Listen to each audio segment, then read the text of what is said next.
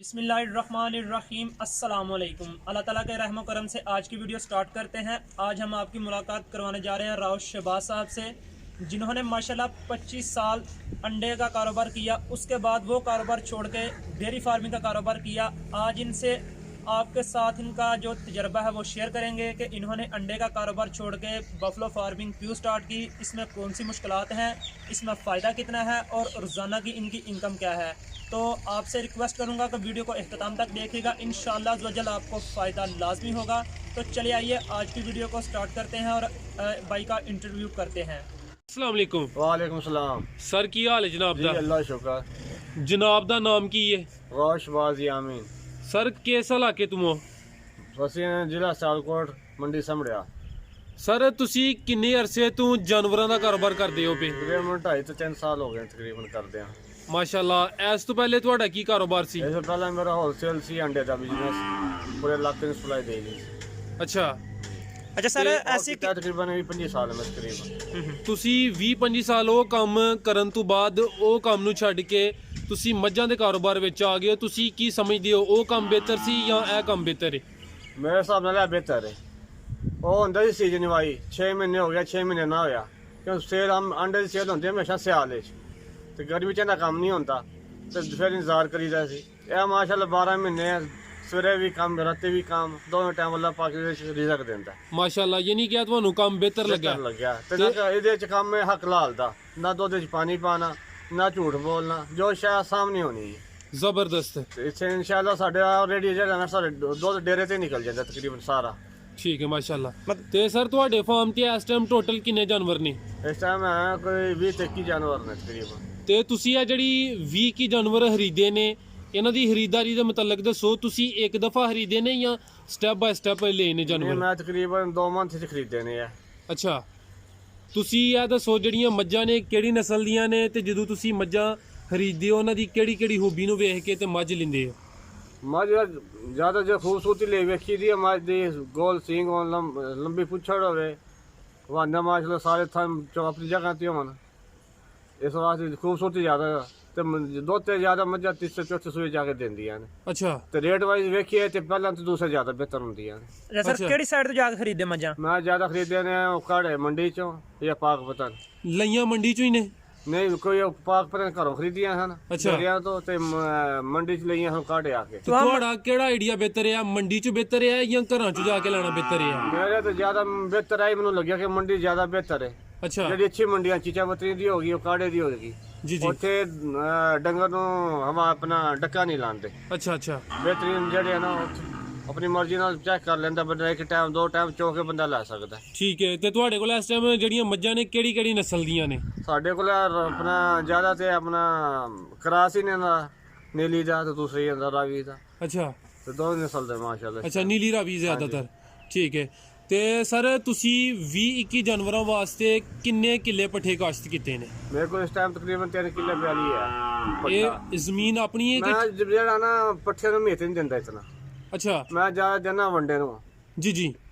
ਜਦ ਦੁੱਧ ਤੂੜੀ ਤੇ ਵੰਡੇ ਚ ਅੱਛਾ। ਅੱਛਾ ਤਾਂ 20 ਕਿਲੋ 10 ਕਿਲੋ ਵੀ ਜਿਹੜਾ ਨਾ ਚੱਲ ਜਾਂਦਾ। ਠੀਕ ਹੈ, ਯਾਨੀ ਕਿ ਵੰਡਾ ਇਹਨਾਂ ਨੂੰ ਖਿਲਾਓ ਅੱਛਾ, ਤੇ ਦੁੱਧ ਜ਼ਿਆਦਾ ਲਵੋ। ਜ਼ਿਆਦਾ ਦੁੱਧ ਲਿਓ ਤੇ ਇਨਸ਼ਾਅੱਲਾ ਡੰਗਰ ਵੀ ਸੌਖਾ ਰਹਿੰਦਾ ਤੇ ਮੁਲਾਜ਼ਮ ਵੀ ਸੌਖੇ ਰਹਿੰਦੇ ਨੇ। ਠੀਕ ਹੈ ਸਰ। ਤੁਸੀਂ ਰੋਜ਼ਾਨਾ ਜਿਹੜੀ ਚੰਗੀ ਮੈਂ ਵੇ ਜ਼ਿਆਦਾ ਦੁੱਧ ਦੇਣ ਵਾਲੀ ਮੈਂ, ਉਹਨੂੰ ਕਿੰਨਾ ਵੰਡਾ ਖਿਲਾਉਂਦੇ ਹੋ ਤੇ ਵੰਡੇ ਦੀ ਕੀ ਰੇਸ਼ੋ ਹੁੰਦੀ ਹੈ? ਯਾਨੀ ਕਿ ਇੱਕ ਮੈਂ ਕਿੰਨਾ ਦੁੱਧ ਦੇ ਤੇ ਉਹਨੂੰ ਕਿੰਨਾ ਵੰਡਾ ਪਾਣਾ? ਵੰਡਾ ਪਹਿਲੇ ਅਸੀਂ ਸ਼ੁਰੂ ਸਟਾਰਟ ਮੈਂ ਕੀਤਾ ਸੀ ਖਾਲ ਚੋਖਰ ਵਗੈਰਾ ਤੋਂ, ਤੇ ਆਪਣਾ ਮਕਈ ਦਾ ਦਲੀ ਆਪਣਾ ਦਲਾਈ ਦਾ ਸੀ। ਹੁਣ ਆਪਣਾ ਪੰਜਨਾ ਦਾਲੇ ਦਾ ਵੰਡਾ ਇਹ ਯੂਜ਼ ਕਰੀਦਾ। ਇਹਦਾ ਬਿਹਤਰ ਰਿਜ਼ਲਟ ਹੈ ਮਾਸ਼ਾਅੱਲਾ। ਅੱਛਾ, ਉਹਦਾ ਰਿਜ਼ਲਟ ਬਿਹਤਰ ਹੈ। ਬਿਹਤਰ ਹੈ। ਤੇ ਵੰਡਾ ਕਿੰਨਾ ਖਿਲਾਉਂਦੇ ਹੋ ਇੱਕ ਮੈਂ ਨੂੰ? ਜਿਹੜੇ ਦੁੱਧ 15-14 ਸਿਰ ਦੁੱਧ ਵਾਲੀ ਹੈ ਉਹਨੂੰ ਦੇਈਦਾ 6 ਤੋਂ 7 ਕਿਲੋ। ਅੱਛਾ, ਜਿਹੜੀ 15-16 ਕਿਲੋ ਦਿੰਦੀ ਹੈ ਉਹਨੂੰ 6 ਕਿਲੋ ਵੰਡਾ। ਹਾਂਜੀ। ਤੇ 3 ਕਿਲੋ ਸਵੇਰ, 3 ਕਿਲੋ ਸ਼ਾਮੀ।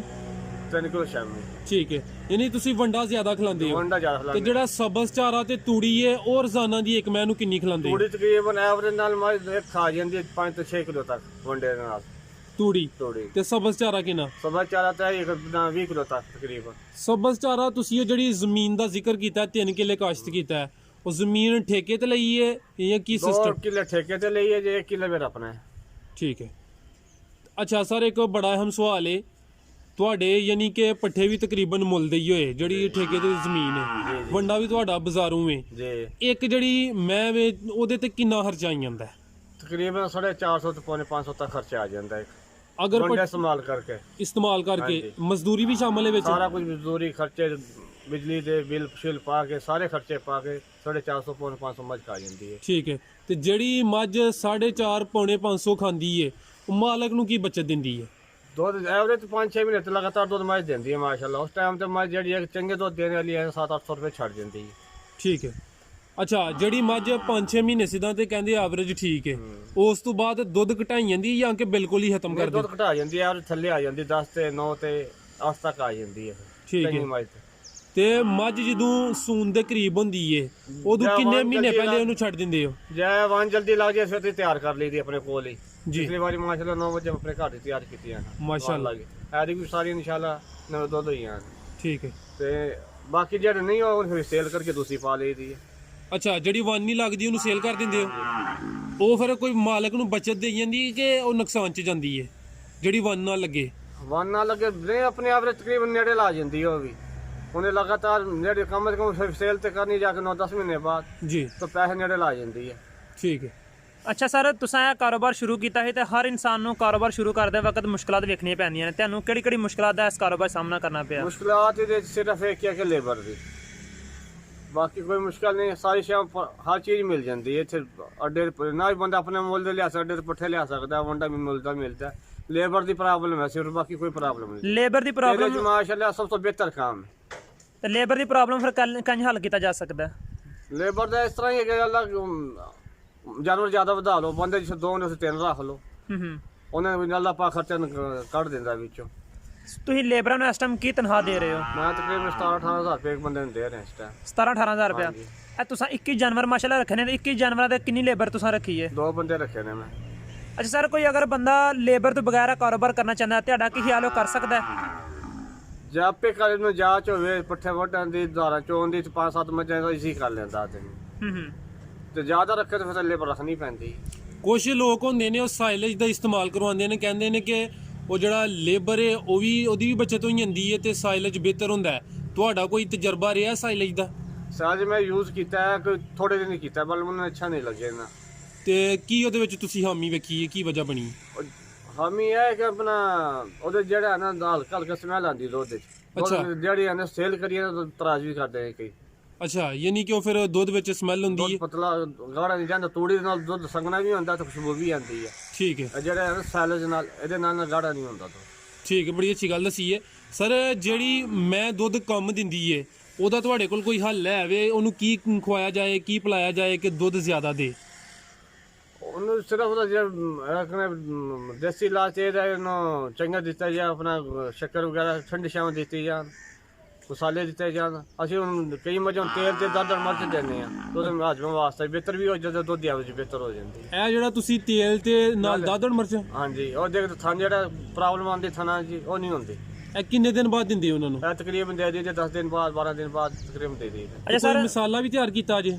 ਮਸਾਲਾ ਦਿੱਤਾ ਸੀ ਆਪਣਾ ਸਰਦੀ ਚ ਖਰੀਦਾ ਮਸਾਲਾ, ਅੱਛਾ, ਹਾਲਿਓਂ ਵਗੈਰਾ ਪਾ ਕੇ ਨਾ ਉਸ ਤਿਆਰ ਕਰੀਦਾ।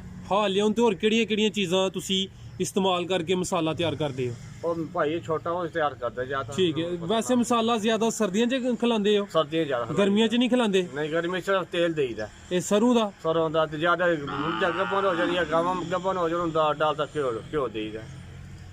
ਅੱਛਾ ਸਰ, ਮਾਸ਼ਾਅੱਲਾ ਤੁਹਾਡੇ ਕੋਲ 21 ਜਾਨਵਰ ਨੇ। ਹਾਂਜੀ। 21 ਜਾਨਵਰਾਂ ਦਾ ਤੁਹਾਡੇ ਕੋਲ ਇਸ ਟਾਈਮ ਦੁੱਧ ਦੇਣ ਵਾਲੇ ਕਿੰਨੇ ਜਾਨਵਰ ਮੌਜੂਦ ਨੇ? 21 ਮੇਰੇ ਜਾਨਵਰ ਕੋਲ ਇਸ ਟਾਈਮ 17-18 ਦੇ ਦੁੱਧ ਦੇ ਰਹੇ, 17 ਕੁ ਹਜ਼ਾਰ ਤੇ ਮਾਸ਼ਾਅੱਲਾ 17 ਦੀ ਰੋਜ਼ਾਨਾ ਦੀ ਰੇਸ਼ੋ ਕੀ ਜਾ ਰਹੀ ਤੁਹਾਡੀ? ਦਾ। ਸਾਡੇ ਕੋਲ ਇਸ ਟਾਈਮ 3.5 ਮਣ ਦੇ ਉੱਤੇ ਦੁੱਧ ਹੁੰਦਾ ਮਾਸ਼ਾਅੱਲਾ, ਦੋਨੋਂ ਟਾਈਮ ਦਾ? ਦੋਨੋਂ ਟਾਈਮ ਦਾ। ਦੁੱਧ ਨੂੰ ਦੁੱਧ ਦੇ ਰਹੇ ਹੋ ਕਿ ਜਾਂ ਡੇਰੇ ਤੇ ਸੇਲ ਹੋ ਜਾਂਦਾ ਹੈ? ਦੁੱਧ ਦੀ ਤਾਂ ਘੱਟ ਹੀ ਦੇ ਰਹੇ ਆ, ਬਾਕੀ ਇਸ ਡੇਰੇ ਤੇ ਸੇਲ ਕਰ ਰਹੇ ਆ।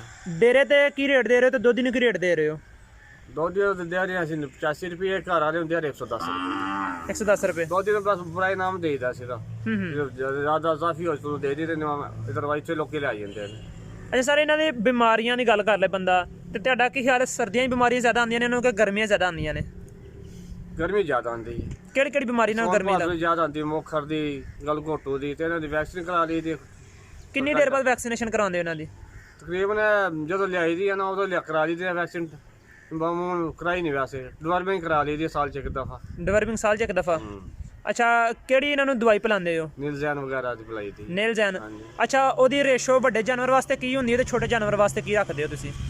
ਉਹ ਵੱਡੇ ਜਾਨਵਰ ਵਾਸਤੇ ਦਿੰਦੇ ਨੇ ਖੁਰਾਕ ਜਨਾਬ, ਕੋਈ ਮੇਰੇ ਖਿਆਲ 20 cc ਦਿੰਦੇ ਨੇ ਇੱਕ ਜਾਨਵਰ ਨੂੰ, ਉਹ ਦੇ ਦੀ ਹੈ। ਸਰ ਮਾਸ਼ਾਅੱਲਾ ਤੁਹਾਡੇ ਜਾਨਵਰ ਬੜੇ ਸਿਹਤਮੰਦ ਨੇ, ਇਹਦੀ ਕੀ ਖਾਸ ਵਜ੍ਹਾ ਹੈ? ਸਿਰਫ ਸਾਡਾ ਜਿਹਾ ਹੈ ਕਿ ਤੂੜੀ ਦੇ ਵੰਡੇ ਦਾ ਇਸਤੇਮਾਲ ਅਸੀਂ ਜ਼ਿਆਦਾ ਕਰ ਰਹੇ ਹਾਂ। ਖੁਸ਼ਕ ਪੱਠੇ ਨਾਲ ਜਾਨਵਰ ਸਿਹਤਮੰਦ ਹੁੰਦਾ ਹੈ? ਸਿਹਤਮੰਦ ਹੁੰਦਾ ਹੈ। ਕੀ ਉਹਦੀ ਵਜ੍ਹਾ ਸਬਜ਼ ਚਾਰੇ ਨਾਲ ਕਿਉਂ ਨਹੀਂ ਸਿਹਤਮੰਦ ਹੁੰਦਾ? ਸਬਜ਼ ਜਾਨਵਰ ਬਰਸੀਨ ਹੈਗਾ, ਮਕਈ ਆ, ਇਹਦੇ 'ਚ ਹੁੰਦਾ ਹੀ ਪਾਣੀ, ਅੱਗੇ ਉਹ ਖਾ ਲੇ ਤੇ ਖਾਲੀ ਅੱਗੇ ਰੱਖ ਦਿਓ, ਪਾਣੀ ਪਾਣੀ ਹੋ ਜਾਏਗਾ ਜਾਨਵਰ ਵੀ। ਸ਼ਾਬ ਜ਼ਿਆਦਾ ਕਰਦਾ ਹੈ ਤੇ ਉਹਦੇ ਨਾਲ ਗਰੋਥ ਨਹੀਂ ਕਰਦਾ। ਸੁੱਕਾ ਪੱਠਾ ਜਿਹੜਾ ਟੱਕਾ ਵੀ ਲਾ ਕੇ ਰੱਖਦਾ ਹੈ ਜਾਨਵਰ ਨੂੰ। ਮਾਸ਼ਾਅੱਲਾ ਸਰ, ਤੁਸੀਂ ਕਾਫੀ ਕੀਮਤੀ ਗੱਲਾਂ ਦੱਸੀਆਂ ਨੇ। ਤੁਸੀਂ ਇਸ ਕਾਰੋਬਾਰ ਤੋਂ ਹੋਰ ਕੀ ਸਿੱਖਿਆ ਜਿਹੜਾ ਸਾਡੇ ਨਾਜ਼ਰੀਨ ਨੂੰ ਦੱਸਣਾ ਚਾਹੁੰਦੇ ਹੋ? ਮਾਸ਼ਾਅੱਲਾ ਤੁਸੀਂ ਇਹ ਕਾਰੋਬਾਰ 'ਚ ਨਵੇਂ ਹੋ ਤੇ ਨਾਲੇ ਕਾਮਯਾਬ ਹੋ। ਮੈਂ ਤੇ ਅੱਲਾ ਸ਼ੁਕਰ ਹੈ ਸਿੱਖਿਆ ਇੱਕ ਹੱਕਲਾ ਤਰੀਕੇ ਨਾਲ।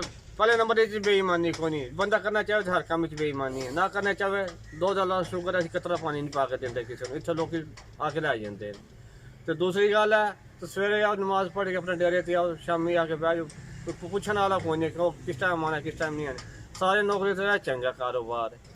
ਅੱਛਾ ਸਰ, ਮਾਸ਼ਾਅੱਲਾ ਤੁਸੀਂ ਇੰਨੇ ਜਾਨਵਰਾਂ ਵਾਸਤੇ ਸ਼ੈੱਡ ਕਿੰਨੀ ਜਗ੍ਹਾ 'ਚ ਬਣਾਇਆ ਹੈ ਤੇ ਵੈਸੇ ਜਗ੍ਹਾ ਟੁੱਟ ਤੁਹਾਡੀ ਕਿੰਨੀ ਹੈ? ਸਾਡੇ ਕੋਲ ਜਿਹੜਾ ਸ਼ੈਡ 10 ਮਰਲੇ 'ਚ ਤਕਰੀਬਨ ਜਿਹੜਾ ਕਲੋਜ਼ ਹੈ, ਅੱਛਾ, ਓਪਨ ਹੀ 10 ਮਰਲੇ ਦਾ। 10 ਮਰਲੇ। ਬਾਕੀ ਜਗ੍ਹਾ ਖੁੱਲੀ ਛੱਡੀ ਇੱਕ ਦੋ ਕਨਾਲ ਦੀ ਸਾਈਡ ਤੇ ਡੰਗਰਾਂ ਵਾਸਤੇ। ਦੋ, ਅੱਛਾ, ਇੱਕ ਕਨਾਲ ਦੇ ਵਿੱਚ ਜ਼ਿਆਦਾ ਤੋਂ ਜ਼ਿਆਦਾ ਜਿਹੜੇ ਨੇ ਕਿੰਨੇ ਜਾਨਵਰ ਰੱਖੇ ਜਾ ਸਕਦੇ ਈਜ਼ੀਲੀ?